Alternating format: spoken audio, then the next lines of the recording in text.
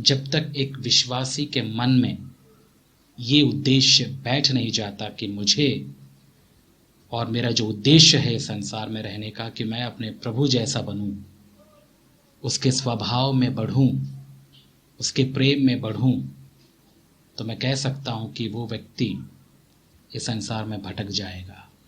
क्योंकि संसार में ज्ञान बताने वाले, विभिन्न प्रकार की शिक्षाओं के द्वारा आपके दिमाग को छलनी करने वाले भी बहुत हैं।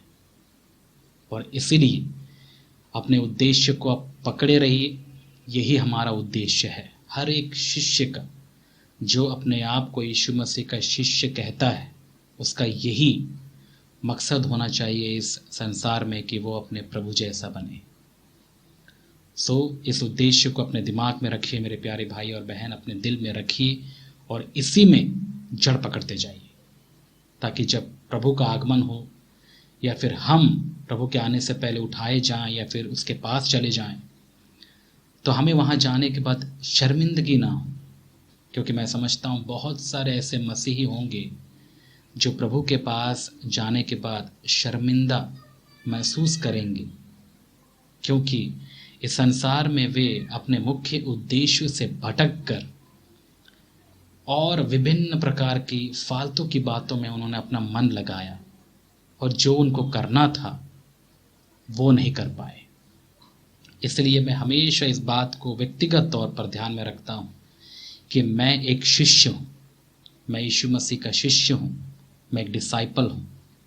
और एक डिसाइपल का मुख्य उद्देश्य यही होता है कि वो अपने गुरु जैसा बने, अपने प्रभु जैसा बने। और यही तो मसीह जीवन का उद्देश्य है मेरे प्यारे भाई और बहन, कि हम डिसाइपल बने, हम प्रभु के जैसा बने। और यही परमेश्वर की महान आज्ञा भी है। यीशु मसीह ने अपने चेलों को क्या आज्ञा दी? यदि आप पढ़ेंगे मत्ती रचित सुसमाचार उसके 28 अध्याय आखिरी कुछ पदों में आप ऐसा पाएंगे, यीशु मसीह ने अपने चेलों को एक महान आदेश दिया, एक आज्ञा दी कि जाओ इस संसार के लोगों को वचन सुनाओ, प्रचार करो, उन्हें बताओ प्रभु के बारे में और उन्हें पिता, पुत्र और पवित्र आत्मा के नाम से बपतिस्मा दो और उन्हें क्या बनाओ? चेला बनाओ। ये हर एक प्रभु के दास की एक सेवा होनी चाहिए। एक पास्टर या फिर जो कलीसिया को अगुवाई या कलीसिया की अगुवाई करने वाले लोग हैं, उनका मेन मकसद कलीसिया के पीछे यही होना चाहिए कि वो कलीसिया के लोगों को चेला बनाओ। और याद रखिएगा, जब आप किसी को चेला बनाने के बारे में यदि आप आगे बढ़ते हैं या फिर उसके बारे में यदि आप सोचते हैं, तो एक और बात मैं आपके दिमाग में डाल दूं कि बहुत सारे लोग इसके लिए आगे नहीं आएंगे। क्योंकि आज के समय में लोग चेला नहीं बनना चाहते। वे मात्र मसीह होकर चर्च में आकर, चर्च की सुविधाओं का लाभ उठाकर, वचन को सुनकर और चर्च के क्रियाकलापों में भाग लेकर, एंजॉय करके बस ऐसे ही जीना चाहते हैं। लेकिन वे अपना इनकार करते हुए, अपना क्रूस उठाते हुए और यीशु मसीह को अनुसरण करते हुए वे लोग जीना बिल्कुल पसंद नहीं करते। क्योंकि यीशु मसीह के शिष्य बनना है तो आपको अपनी इच्छाओं को, अपने सपनों को, अपने जो भी आपने अपने लिए सोच कर रखा है, सब कुछ उठाकर आपको फेंकना पड़ेगा कूड़ेदान में। और आपको परमेश्वर की इच्छा को ही बहुमूल्य समझकर उसके अनुसार आपको जीना पड़ेगा। ये है प्रभु के शिष्य होने का मतलब। और ऐसी बातें आजकल लोगों को पसंद नहीं आती।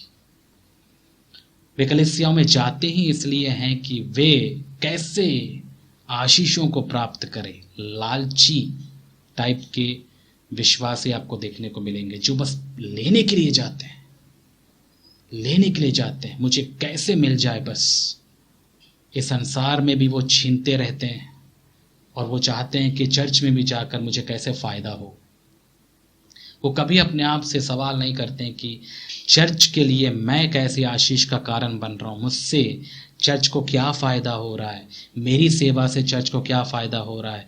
इससे उनको कोई मतलब नहीं होता। बस वे चर्च में जाते होंगे, बैठते हैं, वचन सुनते हैं और जो भी उनको वहाँ से फ़ायदा उठता है या बन बैठता है वो उसको उठा लेते हैं। क्या आप भी ऐसे जी रहे मेरे प्यारे भाई और बहन, जो आप अपने आप को शिष्य कहते हैं? याद रखिएगा, ये सब गलत उदाहरण है आजकल कलीसियाओं में पाए जाने वाले, और ऐसों को देखकर यदि आप आंख बंद कर लेंगे तो मैं आपसे कह सकता हूं कि आप भी धोखा खाएंगे। ऐसों को देखिए, नोटिस करिए, परखिए और ऐसों से दूर रहिए। सीधी और सिंपल और साधारण बात मैं आपसे कह रहा हूं, ऐसों से आप दूर रहिए, क्योंकि ऐसों के साथ रहेंगे तो आप भी वैसे ही हो जाएंगे। समझ में आ रहा है मेरे प्यारे भाई और बहन? तो इस उद्देश्य को आप ध्यान में रखिएगा, जो मैं आपसे ये बातें कह रहा हूँ ये बहुत बहुत ज़रूरी है, विशेष करके इन दिनों में जब हम रह रहे हैं।